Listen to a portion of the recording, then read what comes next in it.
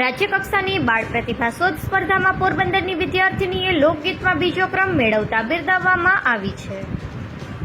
રમતગમત, યુવા અને સાંસ્કૃતિક પ્રવૃત્તિઓ વિભાગ હસ્તકની કમિશનર, યુવા સેવા અને સાંસ્કૃતિક પ્રવૃત્તિઓની કચેરી ગાંધીનગર દ્વારા ટાઉન હોલ સેક્ટર 17 ગાંધીનગર ખાતે તારીખ 10 માર્ચના રોજ રાજ્યકક્ષાની બાળ પ્રતિભા શોધ સ્પર્ધાનું આયોજન કરવામાં આવ્યું હતું, જેમાં મૂળ દ્વારકા અને હાલ પોરબંદરની PM શ્રી બોખીરા પેસેન્ટર શાળામાં ધોરણ 5માં અભ્યાસ કરતી ઓબોટી બ્રાહ્મણ જ્ઞાતિની દીકરી કાવ્યા મનસુખભાઈ ઠાકરે લોકગીત સ્પર્ધામાં વય જૂથ 7 થી 13 વર્ષ ખુલ્લા વિભાગમાં દ્વિતીય ક્રમે વિજેતા બની પોરબંદર અને દ્વારકા જિલ્લાનું ગૌરવ વધાર્યું છે.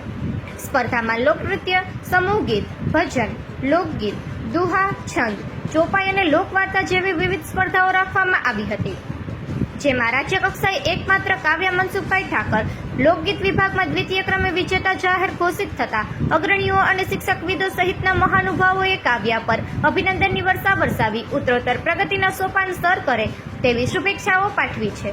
કુમારી કાવ્યાના સંગીત ગુરુ, માતા સંગીત શિક્ષિકા શ્રીમતી પ્રીતિબેન તથા પિતા મનસુખભાઈ ઠાકર કે જે પોરબંદરની પારાવાડા હાઈસ્કૂલમાં ભાષા શિક્ષક તરીકે ફરજ બજાવે છે. મનસુખભાઈ ઠાકર એક સારા શિક્ષક, સાહિત્યકાર, વાચક અને કવિ છે. તેઓના સાહિત્ય અને શિક્ષણ ક્ષેત્રે નવતર પ્રયોગ થકી શિક્ષણની ગુણવત્તા સુધારવામાં બહુમૂલ્ય ફાળો રહ્યો છે. આ પ્રતિભા સંપન્ન માતા પિતાની પુત્રી કાવ્યાએ બાળ પ્રતિભા શોધ સ્પર્ધામાં રાજ્ય કક્ષાએ દ્વિતીય સ્થાન મેળવતા મોરના ઈંડા ચિતરવા ન પડે કહેવતને સાર્થક કરી બતાવેલ છે. નિપુલ પોપટ, પોરબંદર ટાઈમ્સ. મારું નામ કાવ્યા મનસુખભાઈ ઠાકર છે. હું પોરબંદર જિલ્લામાંથી આવી રહી છું. આજે હું એક લોકગીત રજૂ કરીશ.